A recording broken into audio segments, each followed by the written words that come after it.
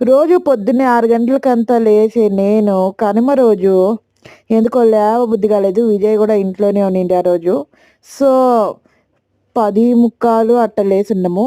So, నైట్‌ది అన్నం గూడా మిగిలిపోయింది.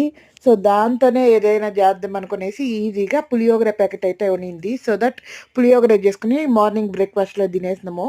సో, ఇంక మధ్యాహ్నంకి పెద్దలకి పెట్టి పూజ చేయాలి అని మా అమ్మ చెప్తే, ఇంక క్విక్‌గా mutton biryani, white rice, chicken curry, చిల్లు గార, కర్డ్ రైతా ఇన్ని చేసినాం.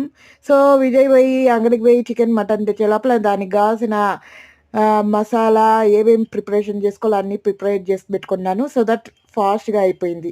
వీటిలో నాకిష్టమైన combination white rice, chicken curry, vada combination అయితే నాకు చాలా ఇష్టం.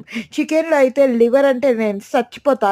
మీలో ఎంతమందికి చికెన్ లివర్ అంటే ఇష్టమో కామెంట్ చేసి చెప్పండి. సో, మా కనుమ అయితే సూపర్‌గా జరిగింది.